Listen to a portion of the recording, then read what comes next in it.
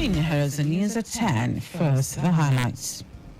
Lagos State government restates call for empathy towards people with disabilities. Oil marketers gear up to load petroleum products from Port Harcourt refinery. And the Foreign United States House of Assembly passes $61 billion aid to support Ukraine. And in sport, Chipa United chief confirms possible exit of Nigerian goalkeeper Stanley Wabali. Now the details. Dele Agadumo. The Lagos State Office of Disability Affairs, LASODA, has again reiterated its call for inclusivity and empathy towards persons with disabilities, PWDs. General Manager of Adenike Oyetunde Lawal made the call during a courtesy visit by the Managing Director of the Lagos Metropolitan Area Transport Authority, LAMATA, Abimbola Akiajo, and her team. Oyetunde Lawal, who emphasized the need for societal change, also underscored the importance of recognizing and accommodating the diverse needs of PWDs, urging a shift beyond policy making towards fostering a culture of empathy. In her remarks, Managing Director of LAMATA, Abimbola Akiajo, said the purpose of the visit was to facilitate a better relationship between both agencies and express LAMATA's commitment to collaborating with LASODA. Applauding LASODA's holistic perspective on disability issues, she assured that together they can both explore avenues that will enhance service delivery and promote inclusivity within Lagos State. Lagos State government has clamped down on illegal estate developments in the Ekpe area of the state. Commissioner for Physical Planning and Urban Development, Oluyinka Olumide, who was acting on the directive of the State Executive Council, led a special joint exercise to the axis where erring estate developers were served notices and requested to come forward to the relevant authorities to perfect their documents. Olumide said under no circumstances should any developer go ahead and start the development of estates without obtaining layout approval, planning permit and fencing permit as may be required, noting that these requirements were to ensure the attainment of organized, livable and sustainable built environment. On his part, the Permanent Secretary, Office of Physical Planning, Oluwole Shotire, said the staff of the Office of Physical Planning are always ready to guide developers through the process, urging them to ensure that they get all required approvals before embarking on any project. Also speaking, General Manager, Lagos State Physical Planning Permit Authority, Kehinde Oshinaike, implored property owners and developers to seize the opportunity provided by the 90-day amnesty period on the planning permit for completed buildings to regularize their developments by obtaining planning permits on their existing buildings. Farmers and herders in the southwest region of Nigeria have signed a peace pact to permanently end clashes between the two warring groups and promote food security for the benefit of all and sundry. Coordinator of Communist Farmers Organization in Southwest, Segun Dashaunu, and the president of Mieti Allah Cattle Breeders Association of Nigeria, Othman Ngezama, signed the peace pact on behalf of the two groups at a summit held at the International Conference Center, University of Ibadan. Speaking separately while signing the agreement, Dashaolu and Ngezama said the step became necessary to ensure that peace reigns supreme in the zone in particular and Nigeria at large. Delta State Governor Sheriff Oberewori has visited Okwama Ewu community in Ughelli South local government area of Delta State after the March 14 killing of 17 military personnel. Oberewori assured that his administration is doing a lot to resolve the dispute, saying residents of Okwama will soon return home.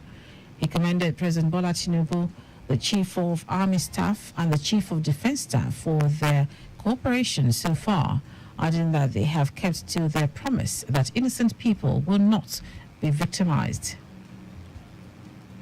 And civil society organizations have condemned what they described as the Economic and Financial Crimes Commission EFCC's anti-democratic approaches to issues of law enforcement against former Kogi Governor Yahaya Bello. They also condemned the unjust application of state power by the federal government. This came on the heels of a notice issued by the EFCC declaring Bello wanted for offences in connection with an alleged case of money laundering to the tune of 80.2 billion naira.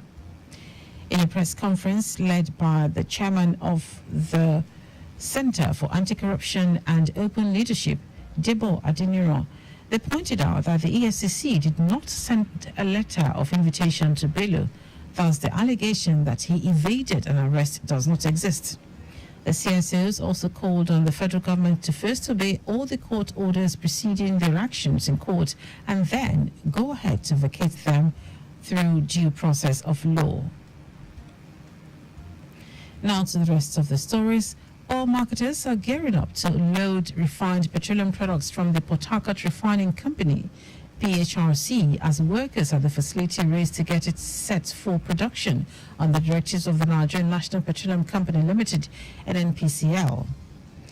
Operators under the aegis of the Independent Petroleum Marketers Association of Nigeria, IPMAN, River State Branch, said they paid a visit to the Port Harcourt refinery and found out that the plant might start releasing refined petroleum products this month.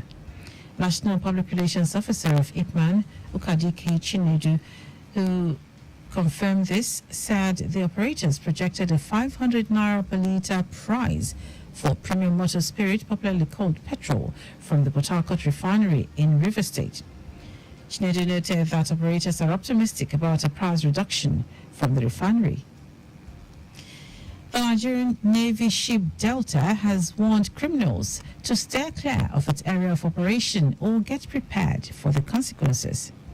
This was as the Navy admonished its personnel to stay out of trouble and be mindful of how they use social media. NNS Delta Commander Abba Hussein, while leading officers and ratings, gave the warning shortly after the quarterly route march by the personnel of the command in Warri. The exercise began at about 6:15 a.m. on Saturday at the Warri Naval Base en route Okere Road through Airport Road connecting NPA Expressway and terminated at the Navy Base. Speaking on the route march, Hussein explained that the exercise represents the Navy's readiness, physical fitness, and the true military spirit of its personnel. Today is World Creativity and Innovation Day. The United Nations designated 21st of April as World Creativity and Innovation Day to raise awareness of the role of creativity and innovation in all aspects of human development. Creative industries, which include audiovisual products, design, new media, performing arts, publishing and visual arts, are a highly transformative sector of the world economy in terms of income generation, job creation, and export earnings.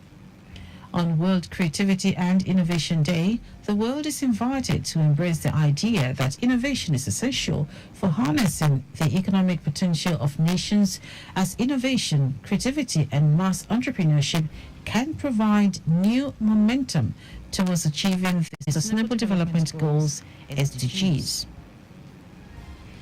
Now to foreign news.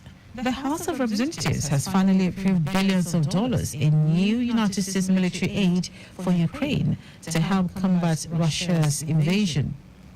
The much-delayed measure had vocal opponents in Congress, and it took a fragile bipartisan deal to get the $61 billion package through. Republicans said more than a third would be dedicated to replenishing weapons and ammunition.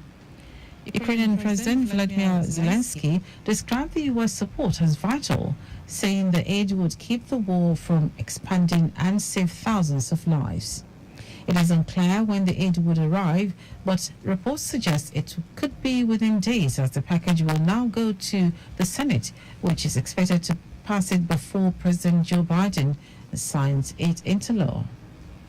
Now, Sport Chief Executive Officer of Chippa United, Siviwe Mpegesi says Nigerian goalkeeper Stanley Nwabali could leave the club at the end of the season. Nwabali caught the eye with his impressive display for Nigeria at the 2023 Africa Cup of Nations in Cote d'Ivoire. The 27-year-old is reportedly a target for clubs within and outside South Africa. Mpegesi confirmed that a number of foreign clubs are interested in the shot stopper and declared that he'll allow him leave if they receive a suitable offer. Nwabali has kept 9 clean sheets for Chippa United this season. And that ends our news at 10. Just before we go, your vehicle is not a strong room. Please keep your valuables off the view of miscreants. You can follow us and like all our various social media platforms: X Traffic Radio 961, Instagram Lagos Traffic Radio 961. Subscribe and watch our news and program live on YouTube at Traffic Radio 961. You can also visit our website at trafficradio961.ng. Did you know that the Sanwo-Olu administration organized a forum for women across the 57 local government and local council development areas in the state with a view to enhancing their productivity and economic growth? You can get more details on the Lagos State Government website. To end the news are the highlights of the major stories. The Lagos State Office for Disability Affairs, LASODA, has again reiterated its call for inclusivity and empathy towards persons with disabilities, PWDs. Oil marketers are gearing up to load refined petroleum products from the Port Harcourt Refining Company, PHRC, as workers at the facility race to get its set for production on the directives of the Nigerian National Petroleum Company Limited, NNPCL. We also told you that the House of Representatives has finally approved billions of dollars in new United States military aid for Ukraine to help combat Russia's invasion. And in sports, Chief Executive Officer of Chippa United, Siviwe Mpegesi, has confirmed that Nigerian goalkeeper Stanley Nwabali could leave the club at the end of the season. For contact with the newsroom, send a message to info@trafficradio961.ng. That ends the news broadcast compiled by Adewale Oluworogu. I'm Dele Agadumo. Good morning. Thank you for listening.